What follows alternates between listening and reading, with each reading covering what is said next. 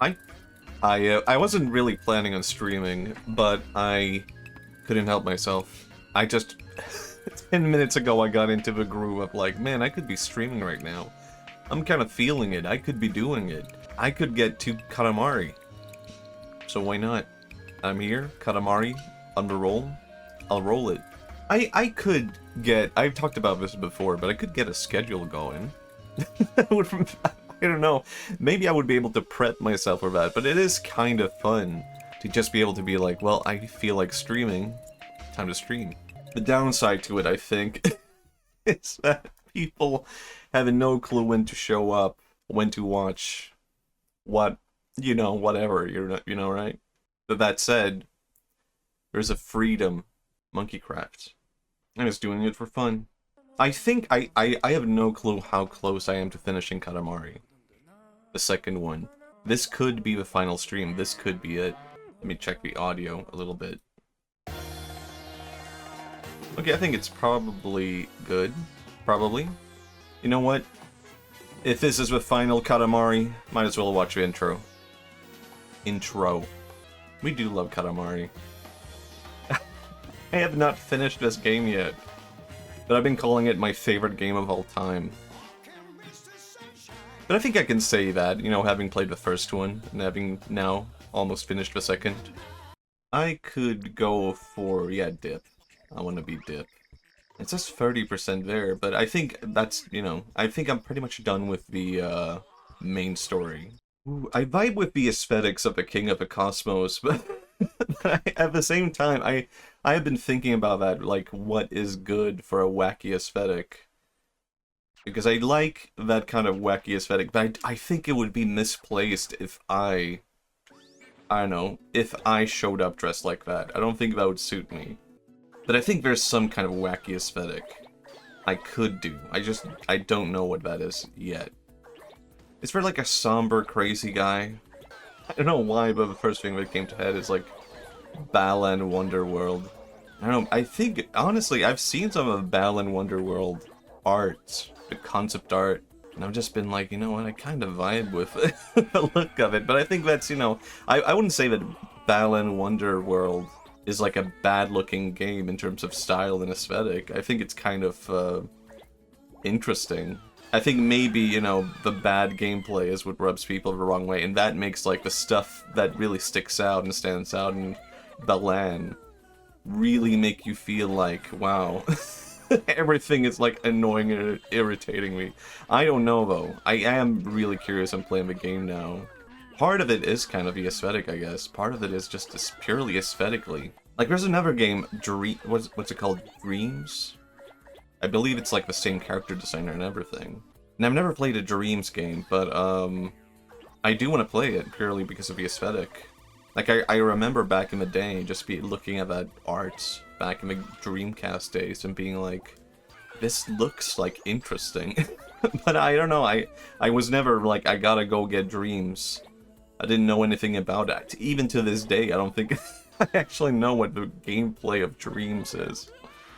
Man, I feel like there are so many games I want to play, and I guess part of it, I feel like for the past 2 years, it's kind of been like, whoops, I think that's fine.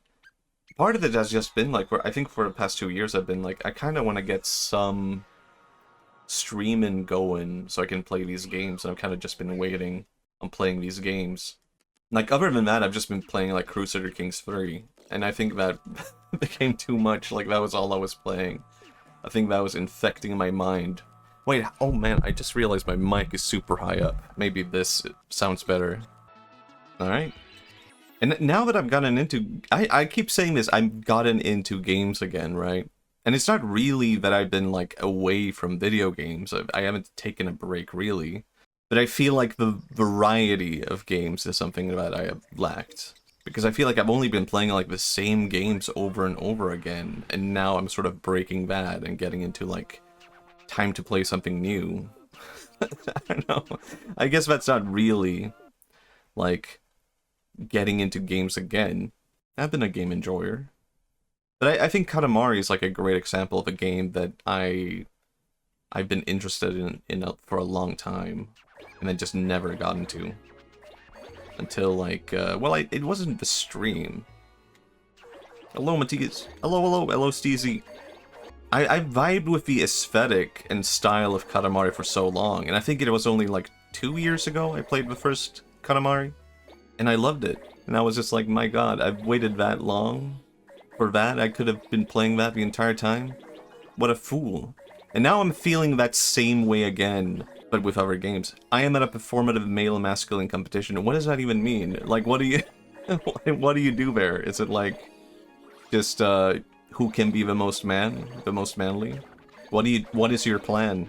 Are you competing? Or are you just an observer of men? What would I do to be the most man? I don't know, I've never really been like, how should I put it? I said it again. I've never been super like, you know, yes, I am competing. Oh, okay, now I'm very curious. How are you competing? I'm very curious. I would say I've never really been like insecure about my masculinity or anything. Like, it's like people who listen to Claro and drink matcha. Wait, performative male. So it's not. It's not. Wait. Oh, I performative male competition. Oh, okay. I thought it was who could be the most man, who could be the most masculine. Right, now I get it. Oh, man. Maybe I would win that without even trying. I would just be like, yeah, I like musicals, and I drink matcha, and I go to coffee shops to draw, and people would be like, he's got it down. He's like, he's winning this one. Actually, there is way more to it, isn't there? Like, you have to, like, do things intentionally to grab women's attention. You have to be like, yeah, I read... I can't even remember the name of a famous feminist writer. Okay, I'm not winning the competition. Bell hooks. Interesting. Interesting. I don't even know what a bell hooks. What does that even mean? If I were competing in a competitive, performative male masculine. Oh, right. Okay, I thought that was a thing. I was thinking of someone else. Some French name. And she's in a song by that band. I don't remember the band name. Great. I keep saying these things. She's French name, and I think it will come to my head. And it did not come. Then I thought, well, someone sings it in a band. That band, and I thought the band name would come to my head, and it did not.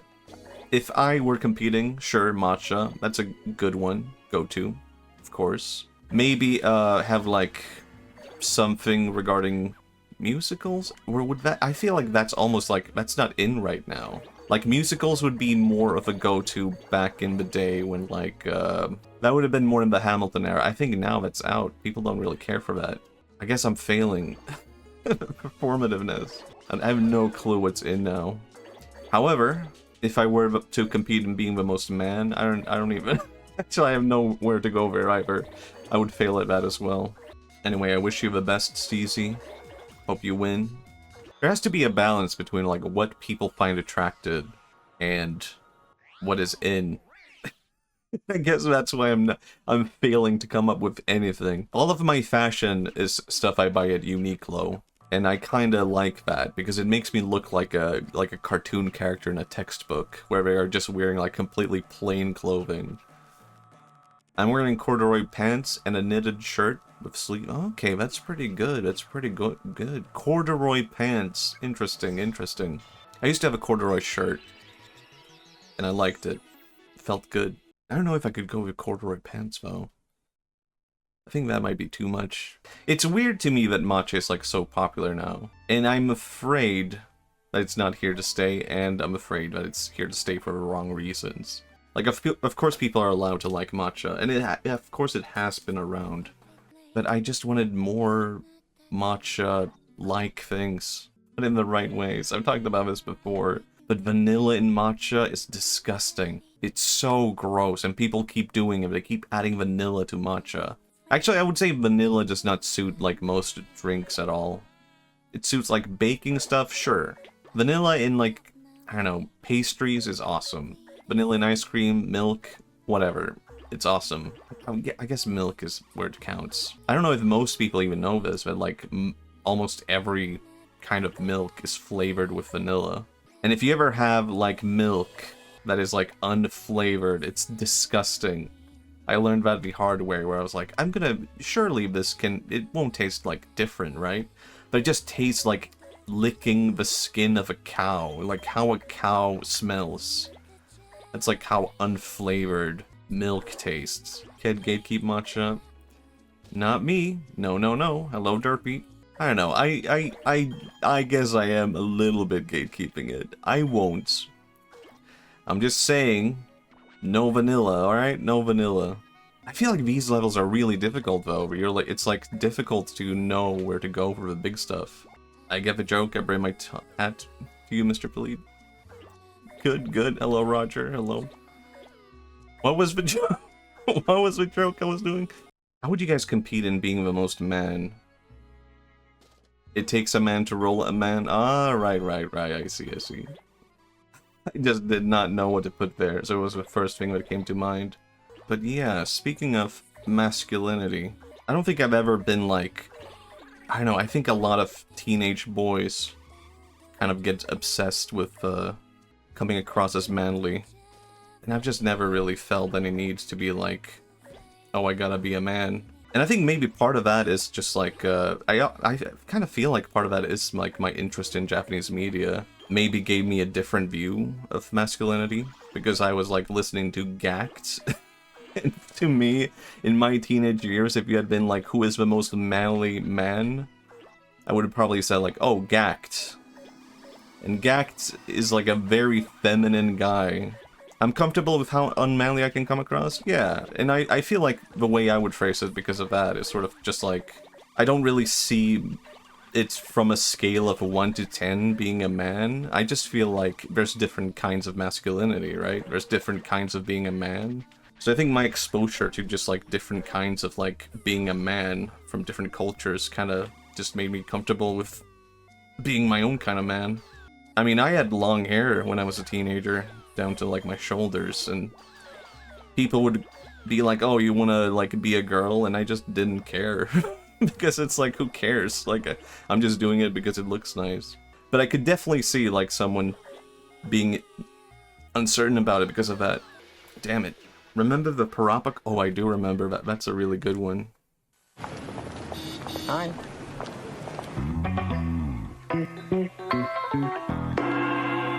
Here we go now, kick, punch, block. Kick, punch, block. Chop, kick, block. Chop, kick, block. Elegant. Block, duck, and kick it. Block, turn, kick. 君の声が欲しい。 Hey, Gakuto! 今度はパラッパ色メロミックス。 Eleganto. I'm good. I'm satisfied. Gact is a fascinating figure even today. Because he's like, I don't know. He's kind of more perverted now, I guess. Maybe that has changed about him. He's older and more perverted. But even at his, like, debut, his height, I think he was like 32 or something like that. He was quite old. Like, when he was at his height. He doesn't even sound past... Yeah, he still looks really young. I think he's like nearing 60 now, isn't he? He might even be 60 years old. And at his height, when he was like at his peak popularity, he was like 33, something like that. He came into like entertainment quite late, I think. Or maybe he started early, but he was like in his previous band, Malice Miser, right? I really hope I'm not confusing bands and embarrassing myself. Speaking of age, old woman needs my help. I listened... Actually, I just remembered this. The first digital music I ever bought was Gact. I bought Gact on iTunes because I had a period where I was like... This was before Spotify, when I was downloading every kind of music I could find that I liked. The first thing I ever bought was Gact. And I just, in that period where I was like, I'm gonna like buy all my music instead of pirating stuff. But all I had was Gact, so I just listened to a ton of Gact. And then I guess I got tired of it. I was like, this sucks. Why am I buying music? Actually, one of my biggest idols as a teen wasn't even Gact. It was, but I don't know if people know this guy. He's, like, lesser known. The vocalist for Dear and Grey. Yo. But he is a weird guy. Or at least back then, he was a really weird guy. Where, he would, like, cut himself on stage and stuff like that. He would, like, bring out a razor. Which, back in the day, as a teenager, I was like, wow, that is so cool. Now as an adult, I remember that, and I'm like, you need to chill out, man. You need to calm down. You shouldn't be doing that instead. You're giving yourself, like, permanent damage. And, he went, like, deaf in his left ear from not, like, doing proper exercise while performing on stage, or, like, wearing proper aid. And he has, like, permanently damaged his throat.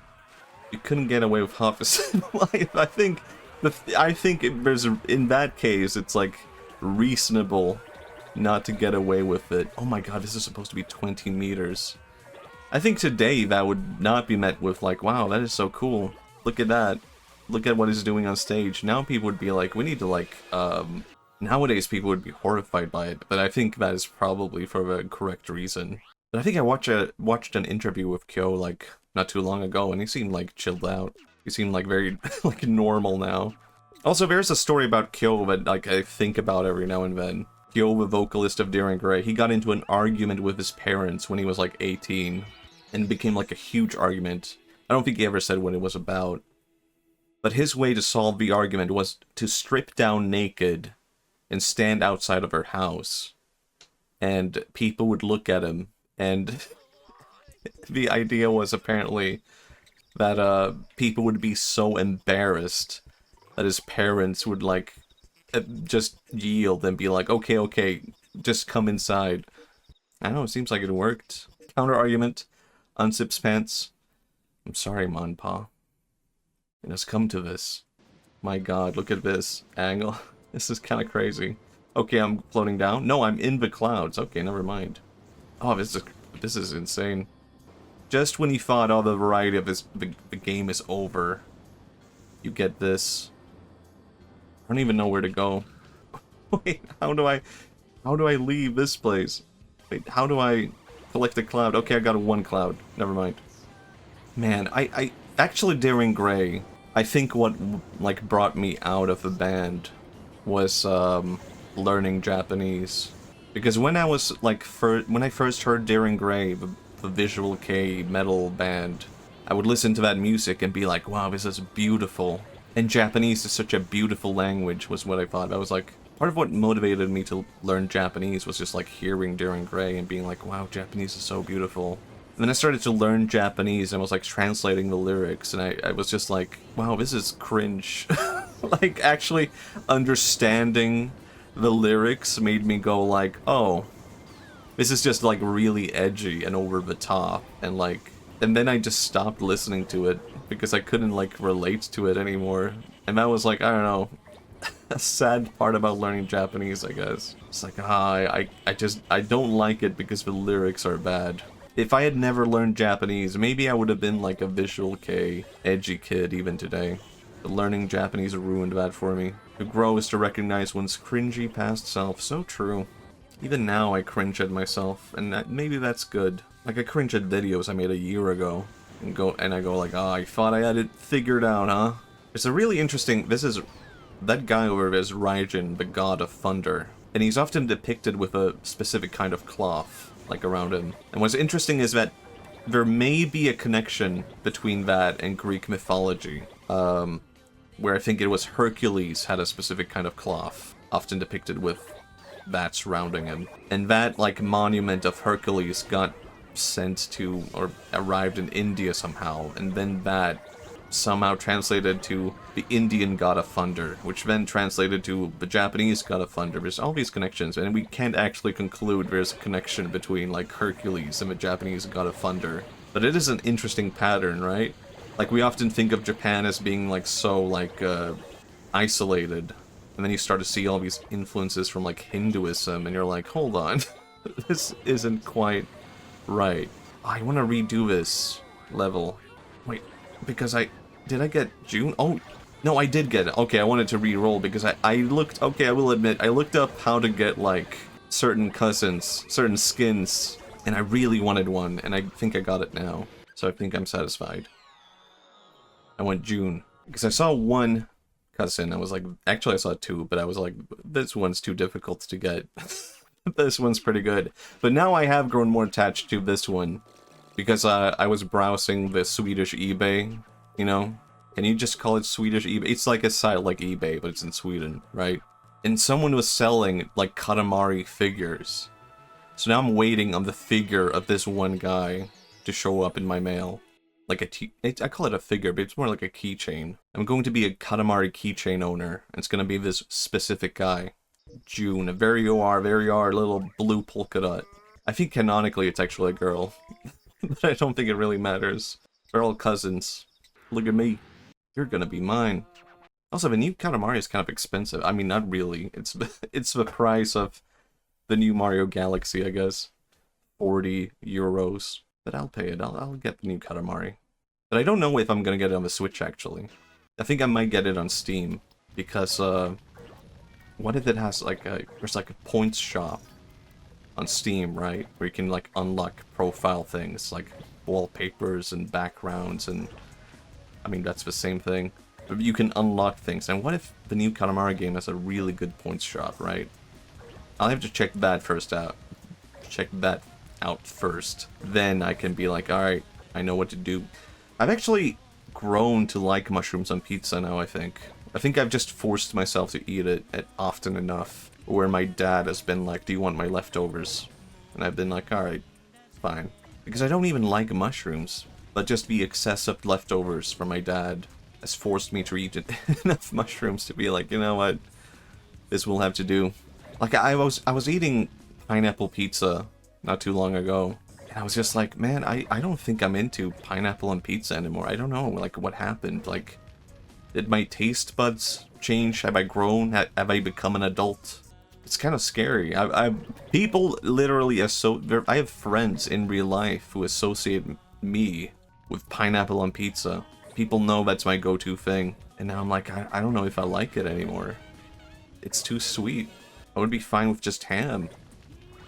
I'm recognizing my past cringy self. I honestly feel like there isn't really a great pizza topping, though. Like, I don't think there is a one pizza topping where I'm like, this is the best one. Like, ham works, but ham is, like, kind of boring also. And I do like pepperoni on pizza, but it's, like, dangerous to be a pepperoni fan, because pepperoni is so bad for you. I don't want to become too accustomed to being a pepperoni fan. I don't want to eat it too often. It's more like a desperate moment. I went to Denmark and I ordered pineapple pizza, and they gave me pineapple and pepperoni, and I didn't even ask for pepperoni. Apparently that's just a thing they do there. And that's a moment where I can be like, okay, yeah, this is fine. But I don't know. I think I could just be moving on. This is a super interesting conversation. Pizza flavors. I don't know. I guess I think it's interesting. I feel like there should be a better go-to pizza, though. Like, mushroom is not it. Ham is too simple. Not enough. What is the go-to in America? I guess it varies by state, right? Because America can be very varied with food. Like, was anchovies really popular on pizza, or was that a thing only in cartoons? That was like Teenage Mutant Ninja Turtles. I never tried pineapple on pizza, but I think I would probably like it. Yeah, pineapple is, like, good. I think that's just... honestly, I mean, I think a lot of foods would be improved with pineapple. I was gonna say spaghetti, but maybe not spaghetti. I don't know, maybe not. But I think a lot of foods could be improved. There's probably some kind of pasta where you could add pineapple and you would be like, wow, this is really good. Not macaroni. I don't even know, like... I sound so, I don't know, torn about pizza. But I guess ham is fine. Ham, cheese, pizza is good. But I need vegetables. I need something. Oh yeah, I read the news. Taco Bell is coming to Sweden. And I have no clue what to expect from that. I don't know if Taco Bell is good. I don't know if it's bad. I don't know what they have. They have tacos, I guess. It's gonna be exciting for me. Actually, KFC came to Sweden. That was god-awful. I did not like that. So maybe I should just expect it to be like KFC, but taco. I don't know, it's you can't really rely on fast... Oh my god, Haniwa, look at that. You can't rely on any fast food being good. It's like always a gamble. Maybe it's very basic to say, but McDonald's is pretty good. If you're gonna gamble with fast food, and you might as well go the safe bet. This OST is a vibe, yeah, it's really good. I will say, I think Katamari 2's OST is a bit more like poppy and calmer. I think the first one is maybe a bit more experimental, but I can vibe with it. And I did listen a bit to the OST of the new Katamari, and I kind of felt like it's more reminiscent of 2. It's a bit more poppy. And they have some like big stars on the new one. Like not only Shell Miko, but they have like Yoroshika. But I like it, but I don't know if I like most of them. It's just like kind of poppy. There is always the chance the next Katamari will be bad, but I still have my hopes up. Like I watched a long documentary about the history of Katamari and every Katamari game. Did I call it documentary? It was a YouTube video. I watched a YouTube video about the history of every Katamari game, and turns out most of them are bad. Most of them are not good. But I mean, I've only played the best ones, so I'm very happy with Katamari. But I would be really curious if they are ever gonna make like a remake of the ones that flopped, because there's always the chance they could improve it, right? Wow, old coin. I don't completely ran out of topics to talk about. So in my head, I was just like, what do I talk about? I had sushi the other day. No, not that. I had sushi the other day, and there was cream cheese in it. Should I talk about that? No, leave the sushi thing alone. But I had sushi the other day, and there was cream cheese in it. And it was like a lot of cream cheese. I think cream cheese is relatively normal in sushi. This was a lot of cream cheese. It was more like I had cream cheese with rice. It wasn't bad, but it was just a shock to the system. I love food. I guess that's the theme of tonight. I should make that into like I should have a theme for every stream. The theme for today is food. Also the theme of every stream. But now it's official. Scuba cat. Crab. I would like to... I feel like crab is like a kind of seafood that I would like to get into. Just for the aesthetics. Like, I don't even know if I've ever eaten a crab before, or had like any kind of crab meat.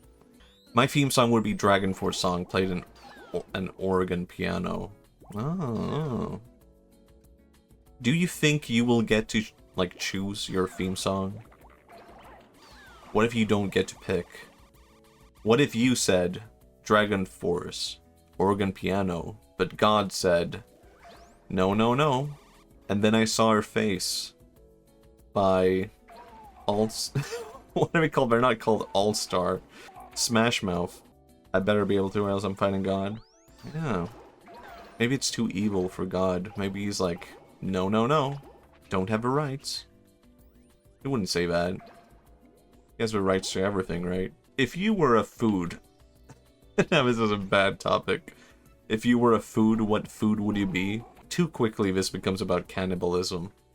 Damn, I always say, this is a really difficult level. I'm failing this one. But it really is a difficult one. You're just like floating around trying to get stuff. If I were a food... Maybe before I would have said pineapple pizza. Now, I don't even think I'm a pizza, man. Maybe I would just be meatballs. I guess that would suit me. I am a big fan of homemade meatballs. Actually, maybe I would be a pie. That works. I was playing another game the other day. 51 worldwide games. I would like to be a living fruit tree. I think that counts. Ah, 3 a.m. rice with curry. Okay, that's a really good choice. Can I'm gonna change my answer and say, yeah, fried chicken and curry and rice. That's me. I would like to be a living fruit tree. I don't know what that means, though. What is a living fruit tree? Oh, a living fruit tree. Like you are alive and you are a fruit tree. I don't know, what is... I don't think you can pick that. You can't just be a fruit tree, right? You can't just be a tree with any kind of fruit. You have to make your choice and stick with it. Are you an apple tree? If you were a tree, what tree would you be? And that would be whatever kind of tree that has bananas, you know? What are they called? What do you call that? You don't call it a banana tree, do you? I would call it a banana tree. I would be a banana tree. I think banana might be... I think that might be it. Why I'm not feeling with pineapple anymore. I just vibe with banana more as a fruit now. I'm still into the sweetness. But I don't want banana on pizza. Yes, I want sentience, maybe. Oh, mango tree is a very good choice, yeah. Gosh, mango. Mango is also very good. I did not have mango for the longest time. I think I was like 25 when I first had mango. I want to beat pepperoni, bell peppers, grilled onion, pizza. That sounds pretty damn good. Also, hello, hey, biscuit. I think there was one stream where I said hello to hey, biscuit like 3 times. Because I will see that. Drinkwater streamer. I will see your name and just be like, hey, biscuit. And in my head, I go like, I need to say hello. Hello, hey, biscuit. You're so cool you have to say your name double. It's so true. Maybe if we were simply talking about pizza, maybe I would still be a pineapple pizza, just in spirit, even though it wouldn't be my go-to pizza now. Aesthetically, spiritually, I am a pineapple pizza. And I haven't even found what comes next. I think ham. I think it's just ham. My name is the name of a Cookie Tim. A Cookie Tim? What is a Cookie Tim? Hello, Dip. Ah, Dip is so cute. Look at you go. Now I need to get a Dip keychain as well. I need to buy Dip merch. Have you guys ever had ginger cookies? I kind of like those because they kind of like burn your mouth. At least if they're really strong with the ginger. And it's like, man, this is good. Kuma-san kawaii. So true. So desu ne. Like a very cheap box of cookies from a dollar store. Okay, okay. Tin. Okay, okay, okay. Oh, I see, I see. Do you have any strong feelings about... Maybe you've never heard of this brand. Hello Panda, the Japanese cookies. I'm just assuming now that you're like a knower of cookies. Hello Panda is pretty good. Maybe not my favorite. But just as a quick snack, it's pretty damn good. I might actually prefer the koala ones now that I think about it. I don't remember the name, to be honest. But the koala Japanese cookies, pretty good. Yeah, the chocolate koala ones, I don't think I vibe with the vanilla. We're coming back to the topic of vanilla again. But I've just had too many vanilla cookies at this point. All the Christmas crackers? Oh, yeah. Aren't they like ginger? Well, I guess Christmas cookies are just ginger and cinnamon, right? That's good. I'm a big fan of cinnamon. That's the other thing. There's too much vanilla in pastries. But it's also acceptable. I'm okay with it. But cinnamon is so good. That's such a good, like, go-to. Ika ramen. I had to look at it. I couldn't tell what that emote was. So I had to click and open it up. Man, it's been a long time now since I had ramen. All the ramen places in my city have become, like, really expensive. So I've just been avoiding them. I know I love it, but it's too much. It's too costly. Man, I would love a good pork ramen. The best ramen I've had wasn't even in Japan. It was like in a like obscure little place in Sweden, run by like I don't know. It was I don't even know. I just looked at Google Maps and was like, this place is well known apparently. Very high score, very high reviews. Went there, amazing, best ramen I've ever had. I don't even know if he's been like some guy who lived in Japan or something, because I went to another restaurant in my city. And this is, I don't know, this is the kind of moment where I wonder if I might be, like, autistic. Because I walked into, like, a Japan shop. I don't know what to call it. I saw a shop on the road that was called something like Japan Imports. And I just wandered in there because the door was open. And I was like, huh. Curious, very interesting. And this is, like, a place that imports, like, different Japanese stuff. I would vibe with this. And while I was standing there, apparently an alarm had gone off. that there was like an intruder. And some guy came like rushing by. And he looked at me. And he was like, what the hell are you doing? And I was just like, well, I just wandered in. And apparently, maybe this is not my fault now that I'm actually describing it. Because it was just open, right? The shop was open. So I assumed it was open, and I wandered in, and no one was there. But I was just like, oh, interesting shop. And apparently it had set off an alarm that someone had just, like, entered the store. That it was not supposed to be open. And then, you know, he seemed like he believed me. And things were sort of, like, de-escalated. And then another guy came over, and he was, like, the owner of the nearby, like, Japanese restaurant right next door. And then we got into a conversation because he was just, like, he could tell immediately, like, oh, this guy is, like, a weeb. So we just talked about Japan, and he was a chef who used to live in Japan and made ramen. Based on that, I was like, crime time. Crime time? Well, unintentional crime is still crime. But it's forgivable, right? And this chef had lived in Japan. And I had his ramen. And I don't know, I didn't think it was that good. I guess that's my story. Well, actually, there's more to it. So, like, I think it was like, tell that to a judge. Well, maybe the judge will understand. Maybe the judge is a weeb, and he's done the same thing. But I talked to that guy, and there's like random pixel art at places. So that's weird. And then I came by, I think it was like a week later or something like that, because I was like, well, I gotta try his ramen now. He hyped it up so much. And it was so disappointing. Wasn't that good. He had hyped it up like he's a master. I even read his website. And he was talking in third person about himself, like, Master Chef, blah, blah, blah, blah. Studied in Japan for this long, and whatever. And, he was an interesting guy, though, because, like, when I was there in the shop, we kept talking. He recognized me, and he was like, we kept talking nice and friendly. But then he would talk to his coworkers, and he would be yelling in, like, Cantonese. And I could not tell if he was, like, berating. I don't know Cantonese, so I could not tell, like, if this was, like, he was genuinely upset at him. Or if this is just what Cantonese sounds like. But he was just, like, he would talk extremely nice and politely to me, and then break that to yell at people in a different language. It was just, I was caught off guard by it. That's the story. I guess that's it. Actually, there was another thing I just remembered. Which was, he told me about his sushi, right? Because he also made sushi. And he would, in Japan, they put wasabi in between the sushi pieces. Like, you don't pick and choose the wasabi with each piece. Like, it just comes with the sushi inside. And he is the only place I've ever encountered that did that in Sweden. And I can only imagine people would be so shocked. I don't know. It must be a shock to the system to encounter that if you have never experienced that before. But he insisted because, you know, he studied in Japan, he lived in Japan, so it was just like, I refuse to do it any other way. It could be either, but our normal tone is pretty gruff. I'm Kanto too. Okay. I have a friend who speaks Cantonese, and he told me the same thing, pretty much. But I don't know. I was kind of like, from my foreigner brain, I was kind of like, I think he might be yelling at him. I think he might be angry. He might be upset. But I can't tell.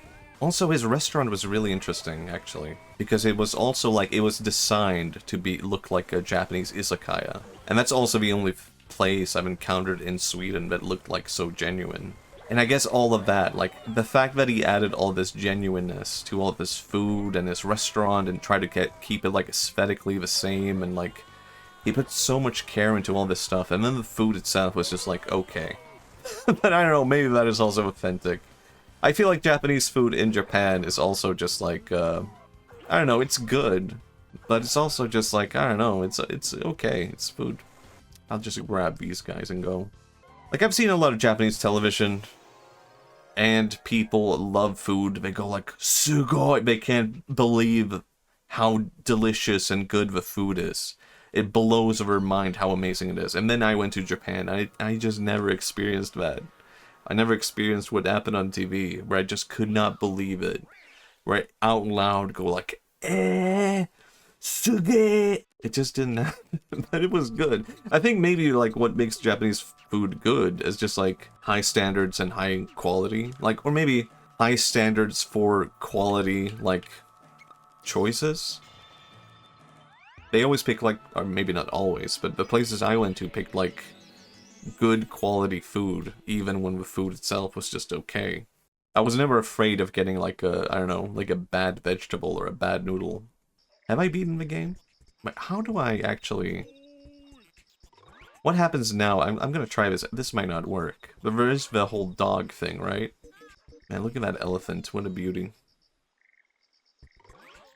Dog. One of my guilty pleasures is watching girl comedy group videos of idols trying out foreign food joints. Okay, yeah, that sounds good. I mean, I do the same thing, but it's just like old comedians in their 50s to 60s. So I think we're on the same page. It's just like, I'm watching very old men, and they're doing the same thing.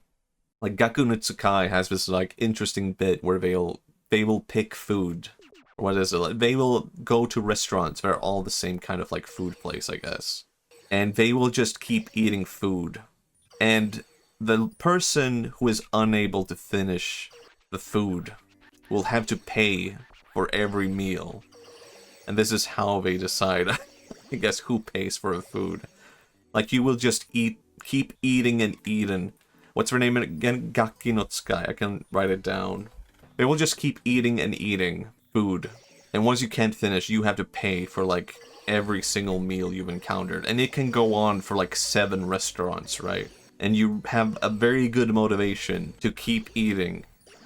It also feels a bit dangerous, right? I don't know, maybe you should not be doing that, right? And especially now that they're, like, very old.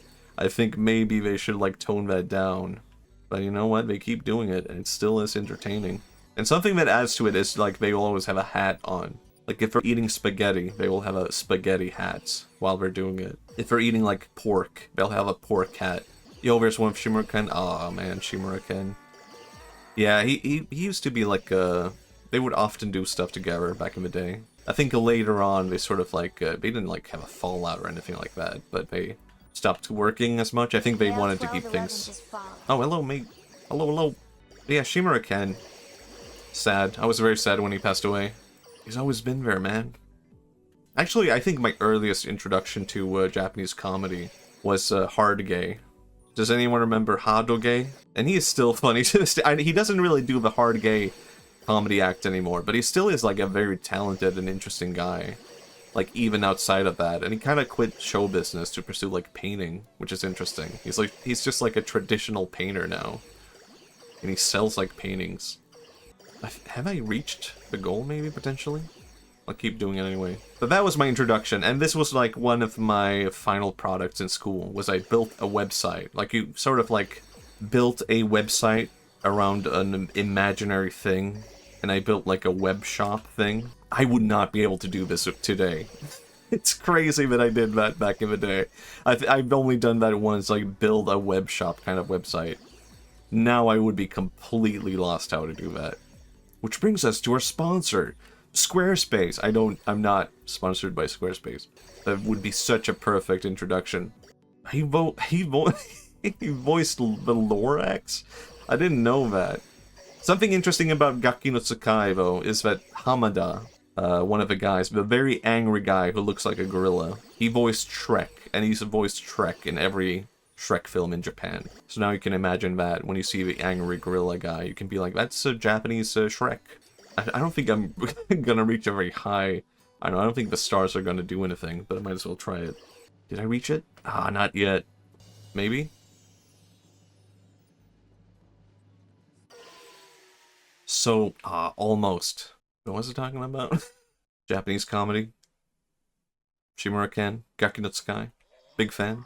Oh yeah, like, I built a website and was just like, fun facts from old Japanese comedy groups. They kind of would be, actually. Interesting. I built a website. And my imaginary website was like a website that sold like DVDs of old Japanese, or not old, but it sold Japanese comedy stuff. And for context, I had to show my entire class Hard Gay, just to give them the context of like what I was trying to sell. And I was expecting, like, Hard Gay, the Japanese comedian, is not gonna go over well. And to my shock, I thought this would be like a cringe moment that I look back on in shame. But to my shock, everyone fucking loved Hard Gay, and they could not get enough. And actually ended up being an amazing moment where I shared this like weird interest for Japanese comedy. And everyone immediately, they got it, they understood it, and they were like, holy shit, this is awesome. So yeah, that was a fun moment for me.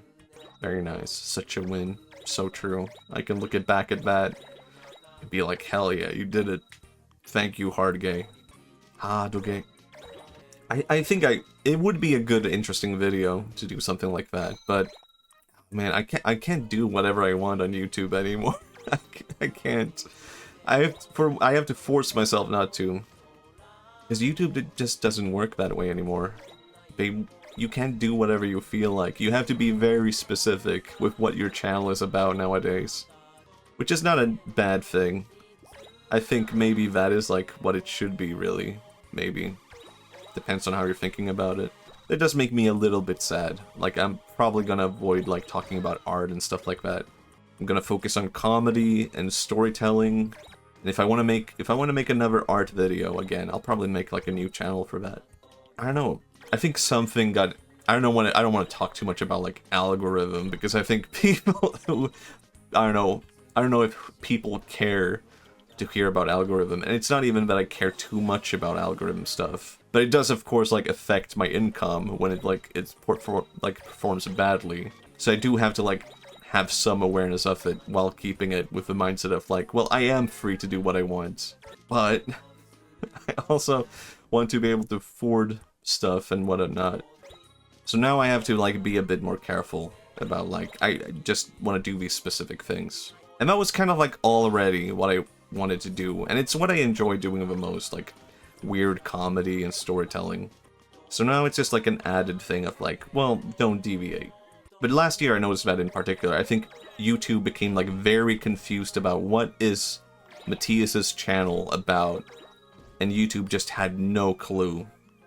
And I think that what maybe happened was like one of my old videos like became very popular. What's it called? How to learn pretty much anything. It's like an old video about like learning stuff and how to learn.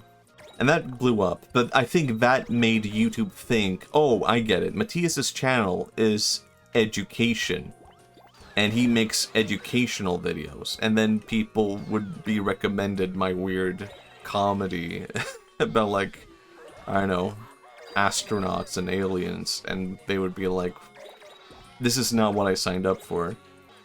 I don't have to go somewhere with this. I keep forgetting about that. Oh, new cousin.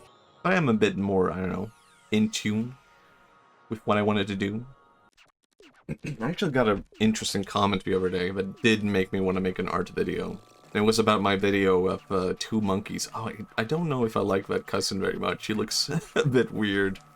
Look at him. It was on my video about like 2 monkeys learn how to draw. Art is fun video. And someone was confused because they didn't know how to have fun and what it meant to have fun.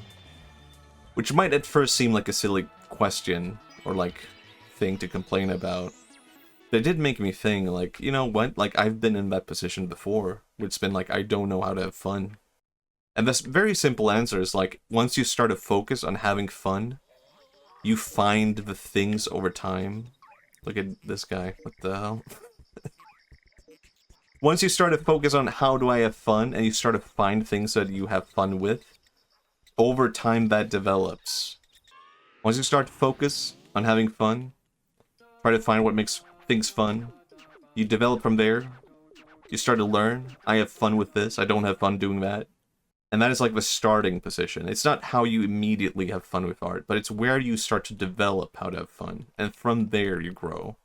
And that might actually be like a really interesting, like, I don't know, sequel to a video like that, or like 2 monkeys learn how to paint, but now it's like the angry monkey coming back and teaching another monkey. It did make me, at first it did make me think of like a comic I saw a really long time ago. And it's a bit of a mean-spirited comic, which was like some guy asking like, oh, I immediately picked him up. He's a cool one. Shikao, I like that one. Someone made a comic, and it was about a guy who was like, oh, I wish I could really pet that dog, but I don't know how. And then the person is like, oh, let me show you. You just like, use your hand, and you slide on the dog, and you pet the dog. And he doesn't get it. He does it, and he does it wrong. It just goes off, and he's like, no, look, I can't do it. I can't pet dogs.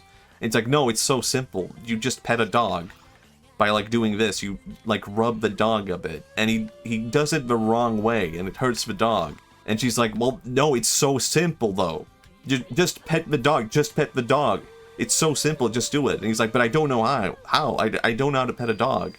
And eventually she gives up, and she's like, what a moron. He's an idiot. Like, he's hopeless. You can't teach him. And he's like, I told you, I don't know how to pet a dog. And that was like the end of the comic. It's not a funny comic. It's just kind of like, I don't know, it stuck in my mind for a long time because I was like kind of fascinated by it. It was kind of like mean-spirited in a way of like, man, I think the whole point of it was just like, yeah, it's pointless to teach like some people like how to do stuff. They just don't care or they give up. But I don't know, I don't think that's it. I think for some people, they would ask a question like, how do I have fun doing art? And to you, it would seem so simple. How do I have fun? Some people are just mean, yeah. I get it though, but like, because you also don't want to be the guy teaching someone how to have fun. But I've also been in the position of like, well, I don't know how to have fun, nothing is fun. And in that case, you know, that's, you know, something that goes a bit deeper, that's like depression. But I think it can be also genuinely, like, you can genuinely teach people how to have fun, but it is a bit more difficult almost, because it's not as simple as like, here's how you do it step by step. And that is also what a lot of people are looking for, right? And that's why some people kind of cannot be taught, I guess. You do have to have some awareness of like, well, some people do in fact, like, maybe you can't call them like unteachable, but some people are like, they have something so big going on that maybe it's beyond you to try to help them, right? Does that make sense? I think I've talked about this before, but I remember one artist who I talked to a really long time ago, who was extremely pessimistic about everything, and, oh, everything is hopeless, I can't draw, I'm giving up, I should give up, etc, etc. At some point, his sister was getting into art, and he was telling her, his own sister, like, oh, you should not bother, it's a pain, you will hate it, you will grow to, like, hate it, it's hopeless, you know, you will never get a career in art. It's like, oh, you don't need to tell your sister all that, like, come on. And then eventually asked, like, well, how old is your sister? And he was like, she's 10 years old. It's like, what the fuck are you talking about? She's 10 years old. You're telling your 10-year-old sister, who's drawing for fun with probably crayons or whatever, like, you shouldn't get into art, man. It's too difficult. You'll never get a career. Your sister does not give a shit about that. That's not what your sister is thinking about. She's playing with crayons and coloring shit. And you're talking about career goals and how you shouldn't get into art because of that? You're insane. You're actually... That was a moment. That was my moment, right? Where I was like, this is hopeless, right? For me. Like, I cannot fix this situation. Like, this is kind of like a broken person. You should not be talking to, like, kids that way. Oh no, I dislike this complete stranger. Yeah, understandable, right? And I think that was a moment where, for me, right? Where I gave up. So I can understand the sentiment of like, I don't know how to do it, I don't get it. And at the same time, you also have to be like, wow, this is kind of hopeless. You have to know when to leave it alone. That was maybe my situation, where it was a guy of like, how do I pet a dog? I don't get it. How do I pet a dog? I have no clue what happened to that guy. I'm not... I think that was the moment where I just gave up, and I never talked to him again either. Oh yeah, because I was thinking, sure, sometimes I shouldn't give another advice, but this person is... Yeah. And to do that to, like, your sister who's, like, a kid, is just like, come on, dude, come on. I think, maybe, I don't know, I don't think you can, like, theorize too much about it, right? Because some people are just, like, they have other stuff going on. But I think maybe you can draw on that a little bit to say, like, maybe you should not be, like, that career-oriented, right? Like, of course it's good to have, like, an idea of, like, if you want to be a professional artist, it's good to have an idea of, like, what kind of artist you want to be and where you would fit in. Like, if you want to work at Blizzard, then good. Like, you probably have a good idea of, like, how to adapt to that and get, like, a Blizzard art style. Especially if it's like World of Warcraft or something. You just draw a Warcraft portfolio. My little baby cousin drew my husky dog once, and I called her the next Da Vinci. See, that's perfect. That's what we need.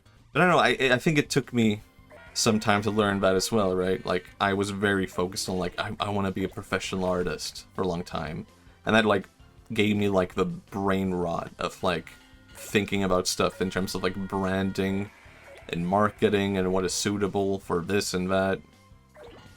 And in reality, the situation would have been like, if I had like just drawn stuff that I found to be fun, and I enjoyed drawing, then I wouldn't even have to consider any of that stuff. Like, I would have just been able to find where would I fit in based on what I already liked and enjoyed drawing.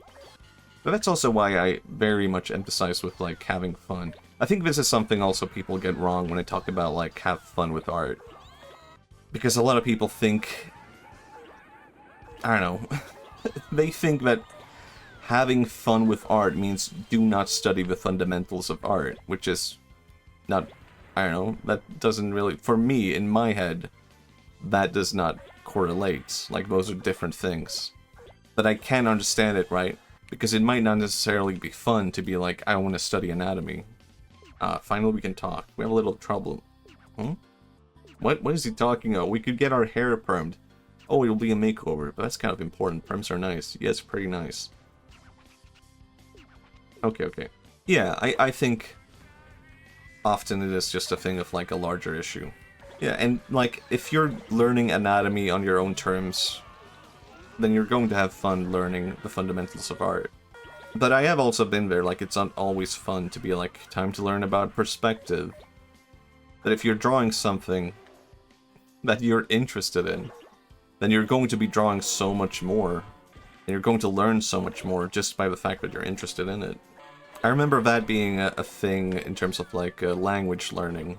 I'm supposed to be 60 meters by the end? I thought I had this in the bag. Holy shit. Alright, I need to get rolling. Why am I in Paris? It is weird how much my thoughts on art have changed, though. Man, this is Paris. What the hell? Because I think people maybe also gets too stuck up on... You went to France recently? Did you like it? I want to go to France someday. There's Stonehenge here. I don't think this is France, man. I think people get like... And that's the Colosseum? Alright, this is just Europe. And there's the Trojan horse, of course. Okay, this is an awesome map, actually. Because people want to categorize things as, like, these are the fundamentals of art, right? But that's not even real. Like, it's just something people made up. If you wanted to, you could learn how to be an artist by having fun. And you would be learning the same stuff. Like, there's often talk about language immersion. And immersing in a language to learn it. I have terrible news about the Library of Alexandria. I can go back. There's Tokyo, I guess. What was he talking about? Oh yeah, fundamentals. But basically, yeah, like... I think learning how to have fun goes hand in hand in a weird way with learning the fundamentals of art. Like, it might even be more beneficial than just being like, well, time to study. Time to open up the anatomy book. If you're opening up an anatomy book with the intent of, like, I am doing this so I can draw Shantae later. Oh my god, Buddha. Hello. That's Nagoya Buddha, I think. Oh my god, I haven't even been to so much of the map. Now we're in China. I need to redo this map. Sure is a place in the world. Oh my god, India. Okay, I think I'm fine, but I want to replay this map anyway. I don't think I had much more to add, really, but basically, if you learn the fundamentals with the goal in mind of what you can have fun doing with it, then I think that's a big motivator also. Is this Germany? Oh, Netherlands. Like, I feel like most of the time when I've been, like, learning the most in art, it's just been, like, the result of not only me learning the fundamentals, but me having had fun with art. Different feat studies? Yeah, you do you, man. Sure. Don't worry about it. I did have an idea about this, like, potential monkey video sequel. What is fun? Art is fun. But the sequel would maybe be called What is Fun? And one monkey loves drawing bananas, and the other one is like, I just really want to draw, like, I don't think drawing bananas is fun. I just want to draw, like, coconuts. But, like, huge coconuts. Like, coconuts so big you get frightened. But they're also, like, alluring. And I don't know, it would be maybe too much for a video like that. But it would be kind of funny to just have, like, a weird moment like that. Oh my god, Moai. Moai statues. I love Moai statues. I feel like they are, like, cousins to the Haniwa. 300 meters? I don't know, man. They keep racing the goal. And I don't think I can reach this one. Maybe. We are getting pretty damn big. Oh my god, we're big. Can I roll Buddha? Oh my god. And Buddha turned to gold, what the hell? If you draw feet studies, and you have fun drawing feet, then that's good. And you could even think about it in terms of like, I want to be able to draw my favorite character's feet someday. I keep thinking of Shantae for some reason, but you could draw Shantae's feet one day. Let's actually not talk about feet, but not Sonic never again. Yeah, that one is off. That one's off limits. Matthias the Hedgehog? Question mark? I think I would be a cat. I think I've already talked about this. I want to be like Big the cat, the big cat. I would be an axolotl. Okay, interesting. That is a good pick. But what would you be if you were a Mario character? Now this is a more, like, difficult question than what would be your Sonic OC. Because how do you even make a Mario OC? Where do you even go? Where do you start from there? What do you do? Like, you're just a guy. You're just a man, basically. Birdo, no debate. Alright, never mind. It was that easy. We are us. The king is the king. We just finally realized that we are nothing without Katamari. The king of cosmos exists to make sure. Okay. A nice happy time. Let's do it.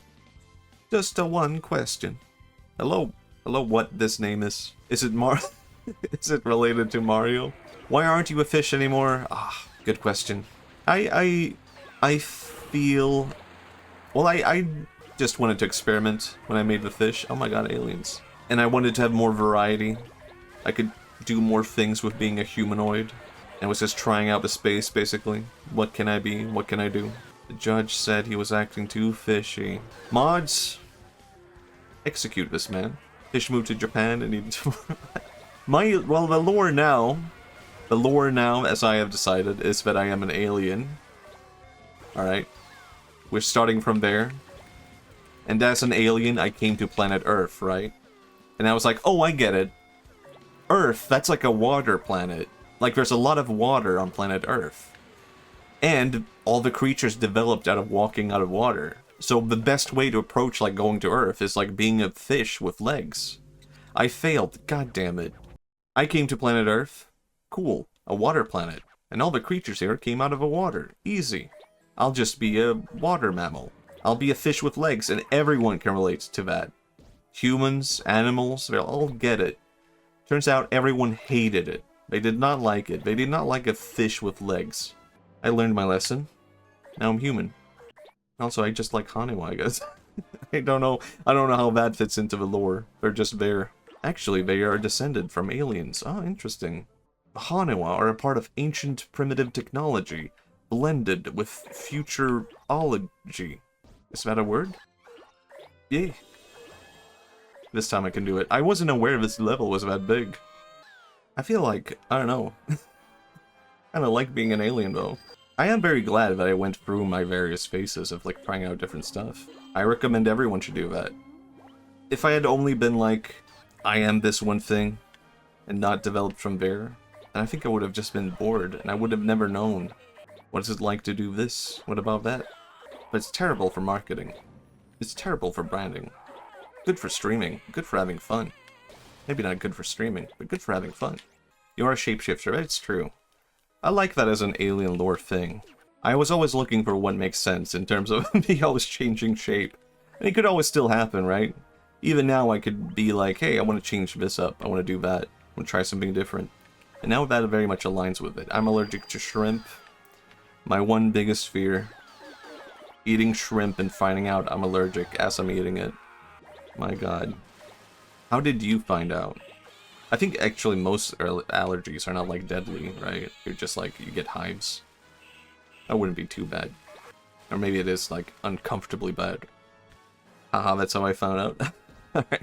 Or shaped fisher. Oh, interesting.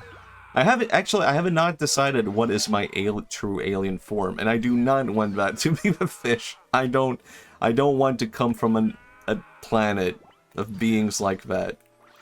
Alright? That's not the lore. As we all know, the most important part of streaming on Twitch is the lore. It's very important. That's not it. I don't come from a planet of fish people. That's just a funny little guy. I did find out before being a fish, though, I was a monkey, right? And I found out that a lot of people hate monkeys. They did not like me as a monkey. No one's asked for a monkey to come back. See, earlier on I was like, wow, this is a very laggy level. But now I get why. And I was very stuck down here because it's like, is that all there is to it? 5-0, he was cool. Yeah, I don't know. People just... a lot of people just hate monkeys. I had a friend of mine had like his... what was it? His wallet, his backpack was stolen by a monkey. Because he just went to a park where there were monkeys. Also, which one is this? That's a Haniwa. It's maybe a bad pick for a mascot because it's like difficult to explain.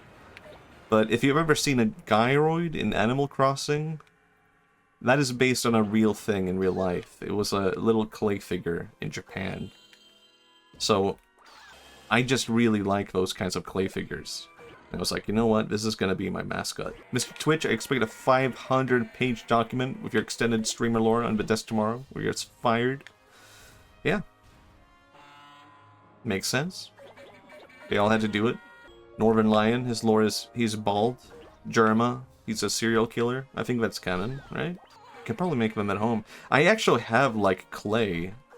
And I want to make I want to make my own Haniwa out of that clay. And I bought this... I bought this clay like maybe 10 years ago, and now I finally have a proper use for it. I'm gonna make my own Haniwa. At this point, it would make more sense to have a little alien guy as a mascot, but I don't know. I don't want to give up on the Haniwa. I think it is possible to have like multiple mascots, but that will take some time. Little Drumwa, he's just drumming away. Just a little drumming guy. All right, I have to be quick this time around. I don't have time to just dilly-dally around. Give this fish cap? Interesting. Like a fin. Actually, maybe this would be weird. Develop the Haniwa into being like an octopus guy. That might be too horrifying. Shark cap? Interesting, interesting. Develop the Haniwa into a fish? Might be weird. Develop it into an octopus. Might work. Fish features could work. Could work. I would vibe with that. A Haniwa with a tentacle? Interesting. And that could develop into like a little alien guy, quote-unquote. Octopus is better, oh yeah. That was my choice between being a fish or an octopus earlier on. And I don't know. I think I liked the fish, but maybe octopus would have been a better choice. I think I do like octopus more. Maybe my true alien form should be octopus adjacent. I think that could be it. But I also don't know. I don't know. I don't just want to be a tentacle monster. I think people might, I don't know, draw the wrong conclusions from that. It maybe should be more octopus adjacent than tentacle monster. But man, I just love tentacles. I've talked about this before. Just purely from the idea that like tentacles are just like the closest thing we have almost to like an alien appendage, like something otherworldly. Squid is also good. The thing is, I'm Swedish, right? And in Swedish, we call squid and octopus the same thing, which is very confusing, because mentally in my head, I'm like an octopus and a squid is the same thing. But it's obviously not the case, so it's just me being Swedish. There are a lot of tentacle aliens, that is true. I think it would blend in well. Having to pick between an octopus or a squid is actually extremely difficult. Actually, I've never made a poll before on Twitch. I want to try doing that. Octopus or squid. How do I do that? Get started here. Prediction. My first ever Twitch poll. Squid or octopus? Okay, that's my first ever poll. Time to make it 50-50. Well, hold on. Well, you're not I'm just curious. What is the general census? Okay, immediately 2 votes for squid. Interesting, interesting. I am curious about your picks. Is it like aesthetically? Is it like you think the silhouette of a squid is better? The head of a squid is better? I will admit, like, squid, I think squids have, like, a more fascinating, like, silhouette. But I am very intrigued by, like, the intelligence of an octopus. We can't pay for a vote, not this time. Hello? Go, gabagool, gruel gremlin. Octopi like to squeeze themselves into jars, no context. Yeah. That is very cool about them. Man. Yeah, I think, I don't know, if I had to pick by aesthetic, maybe squid is cooler. Yeah, there's something about the intelligence of an octopus. And they are quite intelligent. Isn't it crazy that I don't like Splatoon that much? Like, I mean, I will say I love the aesthetics of Splatoon, but I just don't really like the gameplay that much. I'm just not a fan of shooters. I'm really hoping whatever, like, Splatoon spin-off they come up with is gonna be really good, because I could probably vibe with that. But I just don't really like Splatoon's gameplay. Octopus are smart enough to actually suffer from PTSD. I did not know that. That's interesting. I watched Wildcraft's episode of a super squid battling a whale when I was a kid, so that is, interesting. I could not, yeah, the controls of Splatoon are so weird. I don't like them. Wildcrats? This is a really good level, but I wonder if it's lagging because I'm playing on the Switch. Or is that just the regular Katamari gameplay? And it's a good level, but man, this is a difficult one. I have to get like 500 meters for the next step. Man, I've seen the Big Ben in real life, and it was kind of disappointing. Because I was there when they were doing like repairs of Big Ben. But it didn't look very cool. Are we? No, we're just voting for the general concept of Squid versus Octopus. Which one do we prefer? This has no outcome that will determine any lore implications. But, man, actually, man, Squid Haniwa would be really cool, wouldn't it? With a little squid hat on. Oh, that would, oh man, this could be the next development. Would people be upset if I changed all the Haniwa emotes, though? Maybe not. Maybe it's early on where I can do it. I will experiment with it. We'll see how it goes. Because I did just make a new Haniwa emote, but it has yet to be approved by Twitch. So he was not a clay squid that lost its clay limbs. Well, maybe that is it. Maybe he lost his limbs. Coming to Earth, the Haniwa was made in human shape and lost its true form. But we can reclaim it. We can return her true shape. Yeah, they have 2 arms, so you just need more. And some octopus. Okay, so it was both. Oh my god, it's a squid fighting an octopus. What the hell? Gigantic squid. Yeah, squids are pretty cool. Damn, I'm being won over. I'm a squid now. I'm a kid now. I should give Splatoon another shot. Should try it again. Maybe not. I think I'm pretty sure I don't like the gameplay. And I haven't even grabbed this stuff. Can I make it, I don't know, call back to the debate we were just having? Oh my god. Damn, this is really difficult. I mean, I think this might be the final or semi-final level, so it would make sense. I should have been more widespread here by the end. I was too stuck in the same place. I can do it again, I can do it. We have 1 vote over the octopus. Okay, Squid won. My god. Actually, that is kind of surprising, I think. I thought Octopus would win. Have you seen Giant Squid? No, I have not seen that. Is that real? Or is that just an imaginary fight? I can see why people like Squid, though. Have you guys ever had takoyaki? The little, like, octopus balls? That, like, don't really taste like anything. I keep saying that. But I just burned my tongue really bad eating takoyaki, so I could not taste anything. But I've had octopus before that, and it didn't really taste anything. Squids are cooler? Okay, alright, I can see it. I can see it. There's so much, like, Japanese food I want to try out that I haven't had yet. I can't think of anything. But every now and then I'll see it and be like, I've not had that. When I was in Japan, I basically only had ramen and curry, but that was pretty damn good. I did try other things, but I was in a very curry mindset. Some would say I still am. I've been eating curry chicken like crazy. You can just cook chicken and add a ton of curry to it. Just add spices and it will be better. How about it? I think as a Swede, I've always been hesitant about adding spice to my food. Just as a, not even that I dislike it, it's just like something that feels a bit uncommon in like Swedish cooking. And only now am I going like, what the hell am I doing? Could have been adding spices this whole time. I added like garlic sauce, or not sauce, I mean garlic spice to my spaghetti. It was awesome. You can just buy garlic spice. I think this might be the final level, because if there was only like a little teeny tiny bit, to reach the sun.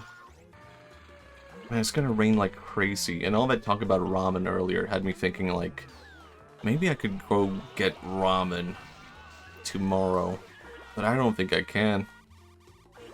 It's a sad, sad world. Also, I really want to go to Japan. I guess that's always on my mind. I want to go to Japan again. And I was hoping I would be able to do it this year. But, inflation. Everything costs a lot of money now. Maybe next year. Or maybe, I don't know. Nah, maybe next year. What is money? Good question. Hello, Abso. Abso? Squid or Octopus? In terms of which is cooler? What is money? Isn't it all made up? Squid? Okay, okay. It seems there's an ongoing theme. Squid? Squid seems to be cool.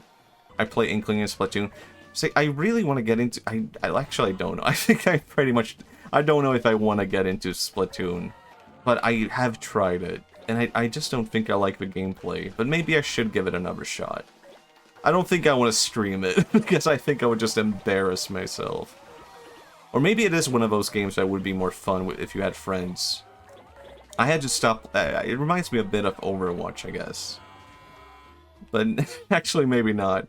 I got way... What are friends? Good question, man. Good question. You guys think I don't... You guys think I have friends, right? Because I do. I have friends. It's just they don't have Splatoon.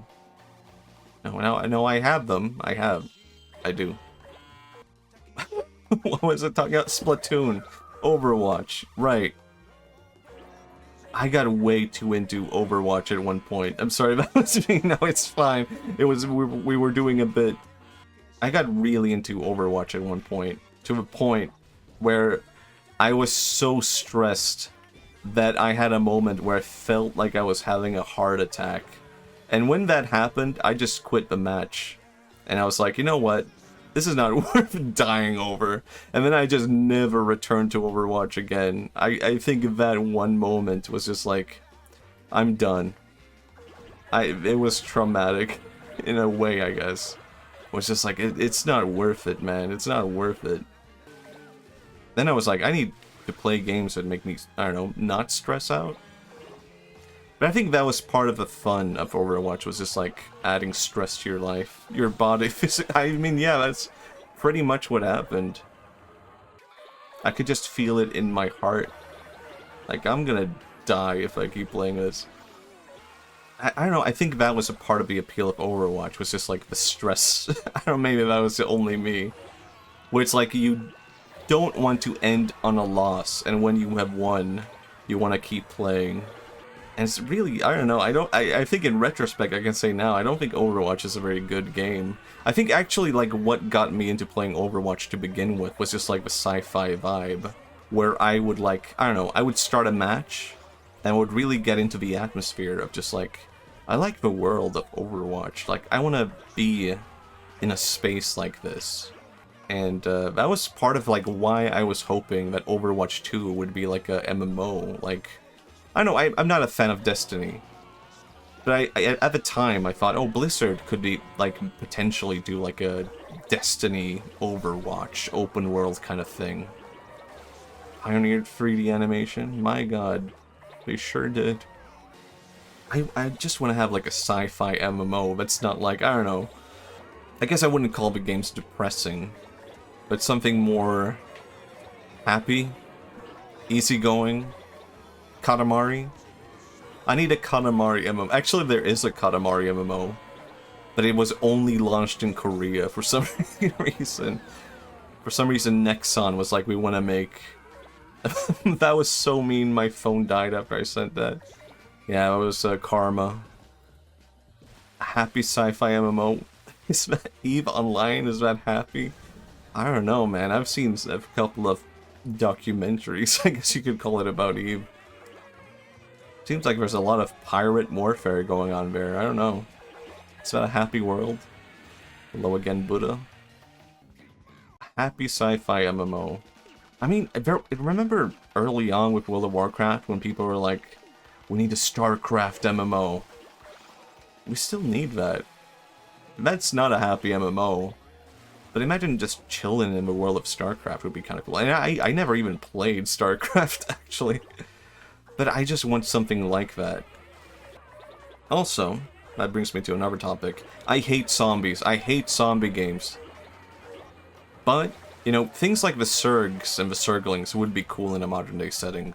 I want something like Left 4 Dead, but without zombies. Instead, you just fight hordes of, like, Zerglings. But it's a modern day world. It's not sci-fi.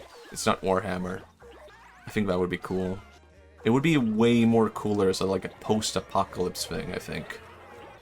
Because I don't know, I guess in my head I'm like, an alien invasion is more realistic than a zombie, I don't know, could you call it an upheaval? Not really, it's not like a revolt.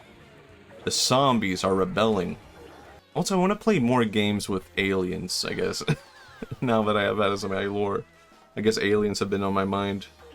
There was that one, like, sci-fi MMO that copied World of Warcraft. What was that called? I didn't want to say Star something, but I feel like that's the name of every sci-fi game. Just starts with Star something. And there was like there was another sci-fi game that launched recently. It's like apparently performing really badly. I don't remember the name of anything. So everything is just like, I remember. My conversations are like, I remember a thing that happened that came out. And it was similar to another kind of thing. Yeah, really fascinating stuff, man. We could design, how about this? How about we design an entire sci-fi universe right now in the chat? It all happened in the year 2200 when aliens came to Earth. And do we like that kind of sci-fi? What is the best kind of sci-fi origin? Is it really when aliens come to Earth? I kind of like when it's just like thousands of years in the future and it's just pre-established. Here's everything. Actually, I don't even like when Earth is involved. I want it to go full space fantasy. You know, Star Wars does not have planet Earth, although it isn't I guess it kind of does. It takes place in a galaxy far away or whatever. In the year 2036, cat girls dominate planet Earth. Nuh-uh. Patreon has that banned now or something. What is it? They banned cat girls? We're not allowed to have cat girls online anymore because Visa MasterCard said nuh-uh. Sorry. Unrealistic happening. In the year... Now, you don't even have... Okay, in an alternate world where humans were once slaves? And their homeworld was destroyed? Yeah, that works. Have they become free? Have humans become... No, maybe not. Actually, it's more interesting if they're not free. So in a world where humanity is one of the lower castes in the grand scale of things, humans have to fight to survive and form little societies and work together. That's way more interesting, actually. Let's go with that. So humans are a lower caste in the grand scale of the universe. Alright. Then what? From there, we have several... I guess you would have it very focused on humans from that, right? But you could have, like, alien factions working together, of course. But the main point is the humans are trying to, like, work together to survive and overcome everything. And you would have, like, bad humans working together with, like, aliens who subjugate humans. Man, this is... Why don't we see this more often in sci-fi? We need something like this.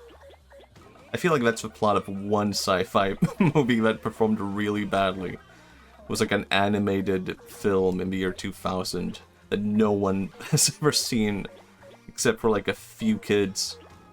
But yeah, that's good sci-fi. I like that.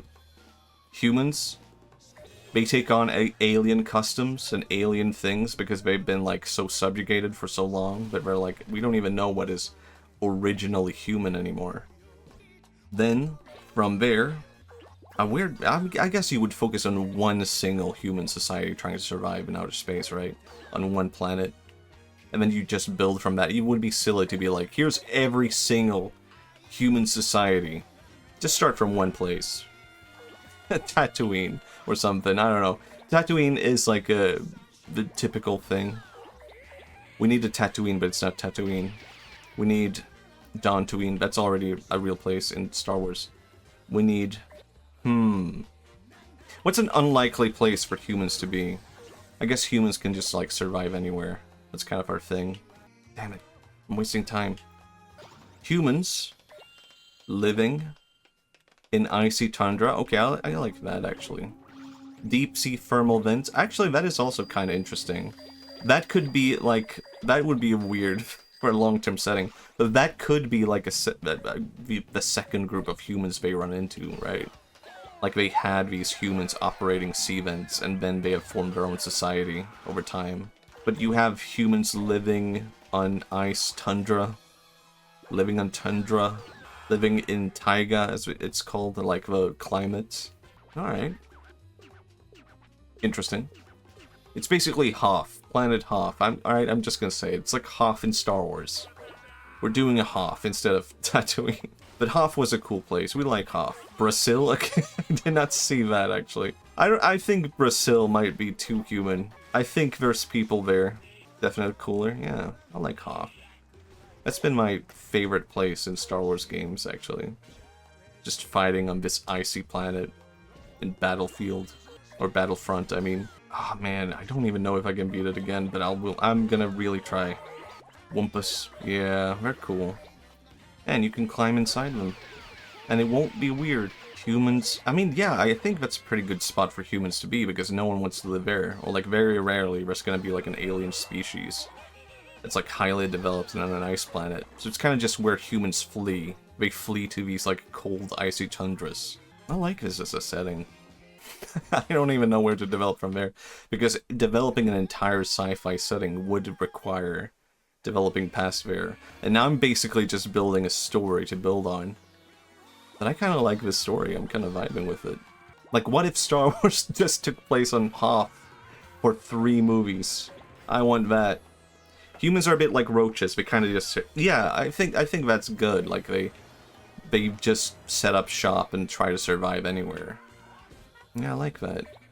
Alright, I think that... Actually, I feel like that's just a good setting. You could just leave it there. And that's where you leave space to develop further. The Apex... Yeah, the Nomad. Apex Nomad. I think part of it is just like my experience playing Star Wars Galaxies. And trying to survive in Star Wars Galaxies was really interesting. It was so time-consuming and, like, taking up so much... Most of the gameplay was just taking up your time.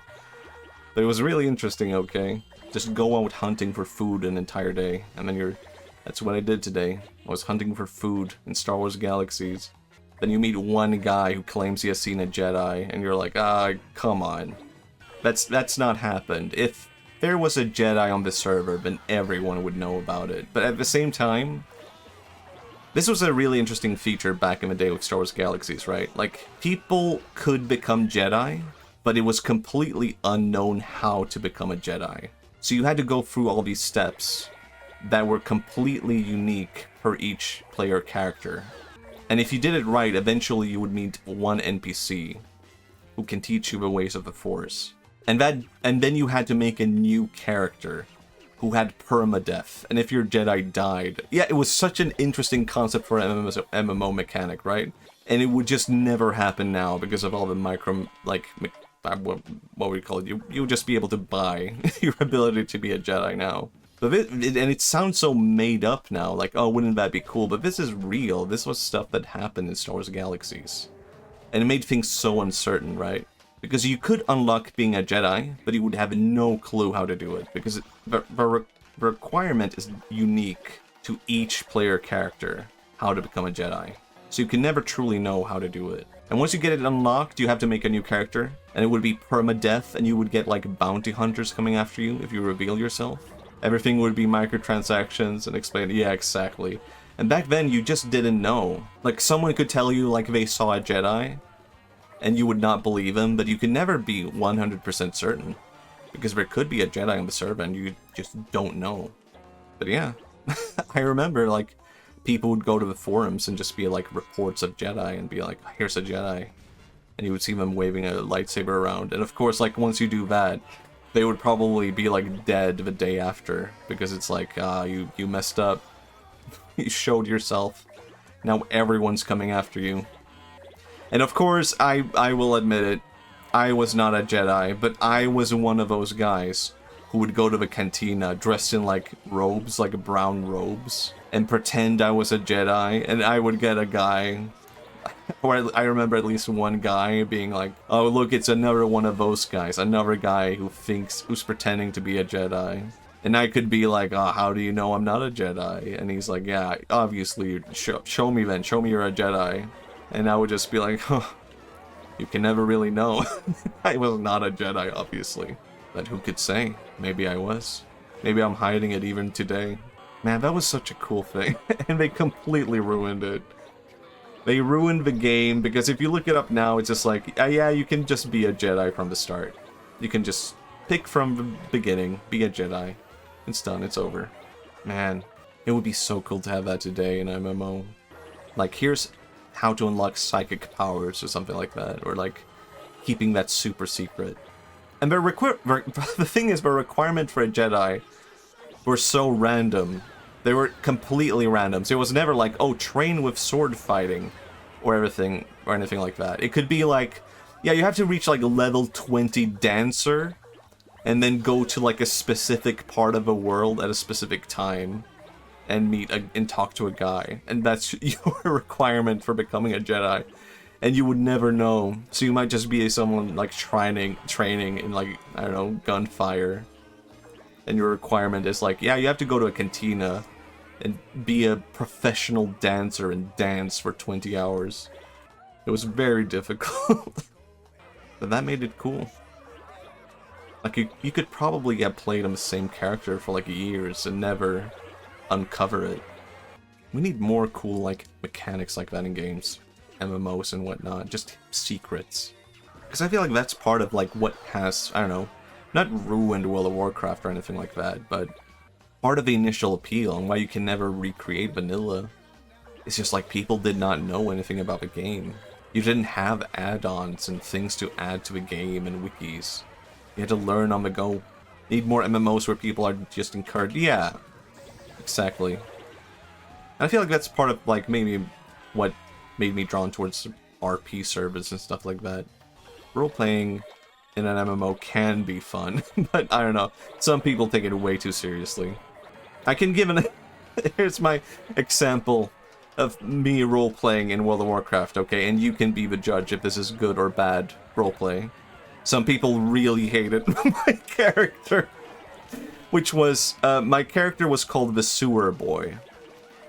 And he was a grown man swimming around in the sewers in Stormwind. And his lore was that he had been dropped in the sewers when he was a boy. And he would... So I would just swim in the sewers all day. And I was a fully grown man, but I was still known as the Sewer Boy, or I still called myself the Sewer Boy. Because, you know, I had no clue what my age was. So mentally, my character was like, I don't know, 12? Or something like that, because that's when he was dropped in the sewers, but it was probably like 30 or something, because he was a fully grown man, just naked, called the Sewer Boy. But, you know, eventually I messed up my character, I will admit to that. Because of course the natural, like, character arc of Sewer Boy is that he leaves the sewer eventually. Like, he found one role player who managed to help him out of the sewers and learn to become human. But once I ceased to be the Sewer Boy, then, like, who was I anymore? I wasn't the sewer, I was just a regular human role player at that point. So I lost the will to be the Sewer Boy. But I should have gone back. Like, the real character arc should have been that I returned to the sewers, but I just never did. I thought at the time that the natural thing was to leave. But I had to go back. I don't have that character anymore, so I can't do that. But mentally, he needs to come back. He needs to go back to the sewers again. His raison d'être gone. Yeah, he was the Sewer Boy. I also did have another character, though. I had a lot of characters like that, but that's the one I remember most. I had another character who was just a human who was basically a weeaboo. But he was obsessed with gnomes. And people also hated that character. Some people refused to roleplay with me because I took it not seriously enough. But in my defense, I feel like World of Warcraft is like a very goofy setting where a lot of goofy stuff exists. So I feel like that's in line with existing in World of Warcraft. I don't think that's actually like too crazy. Like, if you want to do proper role-playing in World of Warcraft, then there should be some goofy stuff, in my opinion. Alright, can I do it? I don't know if I can, because this is pretty good. I don't even know where to go from here. Where can I grab more stuff?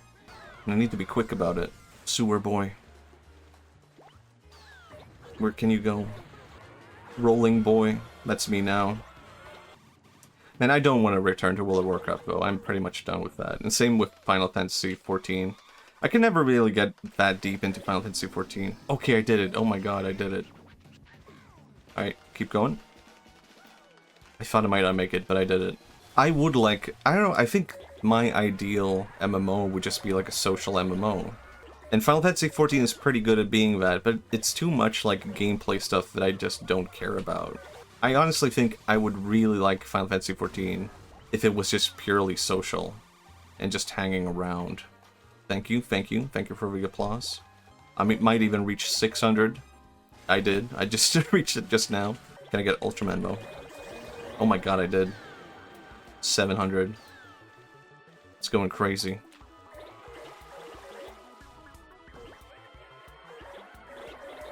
$800. What's an MMO called Ragnarok Online? Yeah, I never really got too deep into that. I did play that briefly. I don't know why. I think something about the gameplay was just a bit too grindy for me. Oof, that was often the case with Korean MMOs. Oh my god, my hand is completely stiff. I have done nothing but roll. I think I beat the game.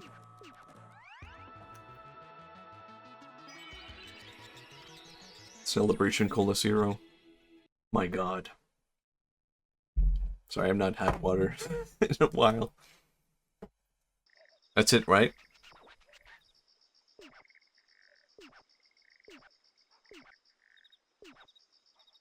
The dog. Yes, I can do it now. He even confirmed it himself.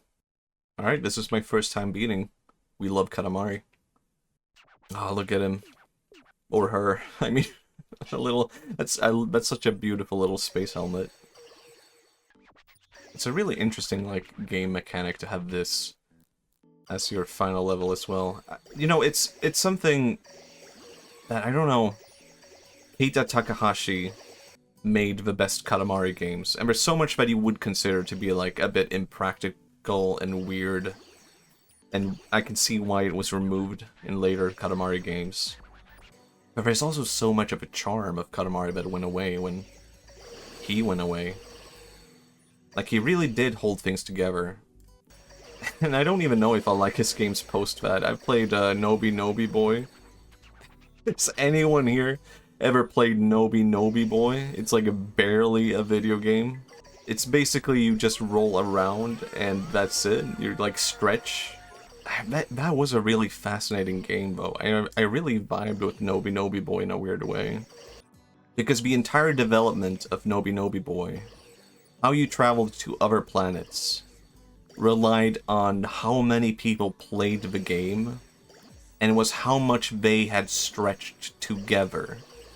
So it was like a community goal. You have to do this amount of stretching. So it would be like a big event whenever a new planet was unlocked. And that's another thing that goes hand in hand with like weird MMO concepts of like, it's just really fascinating. Like, why would you make a game that way? It's so impractical. But that's fun. I think I can probably reach the sun now, but might as well check. Try to get a bit more of those stars.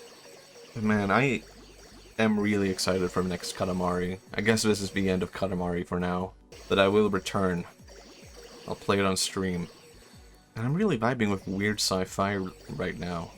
Like, I kind of like that concept that I invented myself not too long ago. But you could make that even weirder. Like, I feel like the natural go-to point where, like, you have human as a lower caste is like, oh, and it's supposed to be gritty, right? And everything is, like, sad and depressing.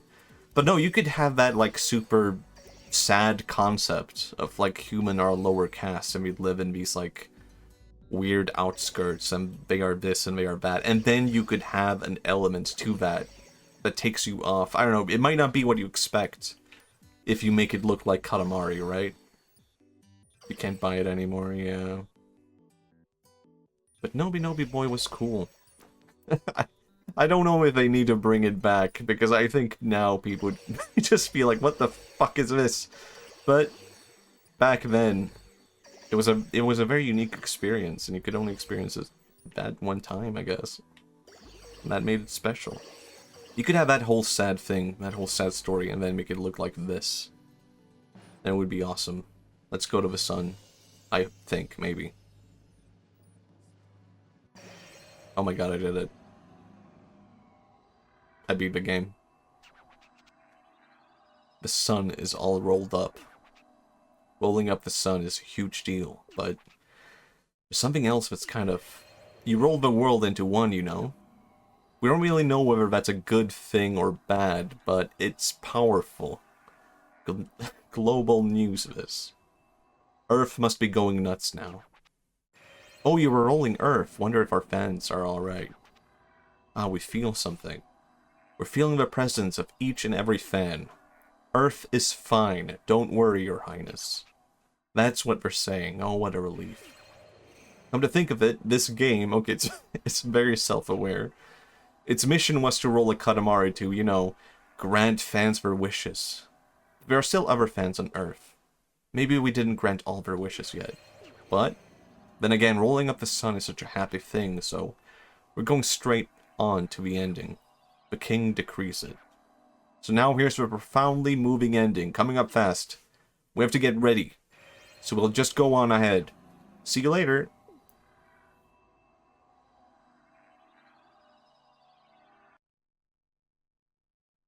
Alright. Let's go. Okay. Final cutscene. Oh my god, that's June. That's me.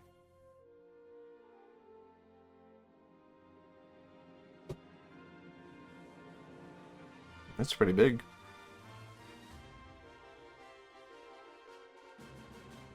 Yeah. Best game ever. Still stand by it. Oh my god, my mom. Oh, I can move around. I see. Keita Takahashi is a very interesting guy, though. For sure. I don't know if I like his work. I did try to play Wadam.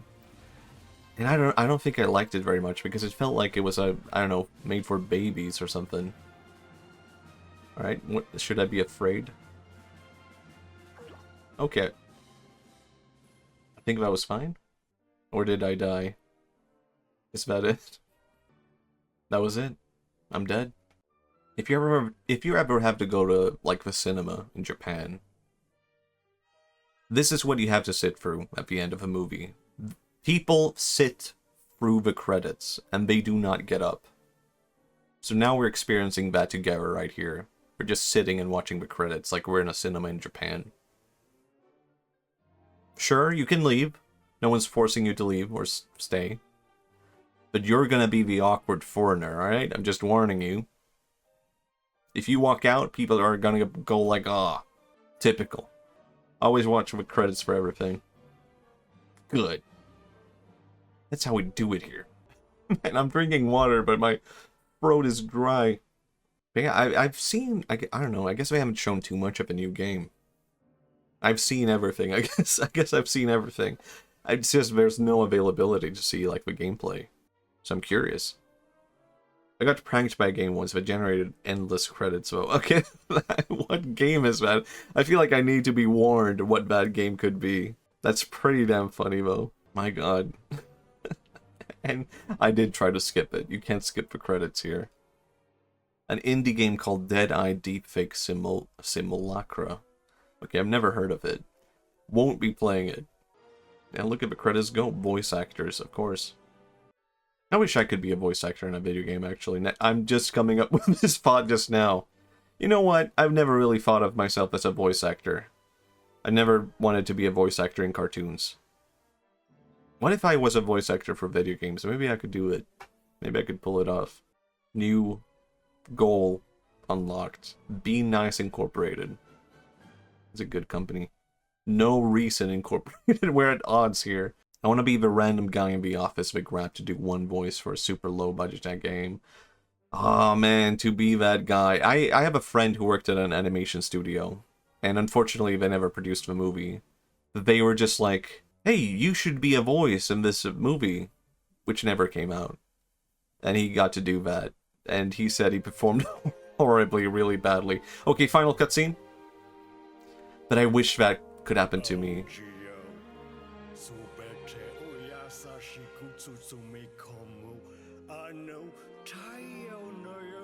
Oh man.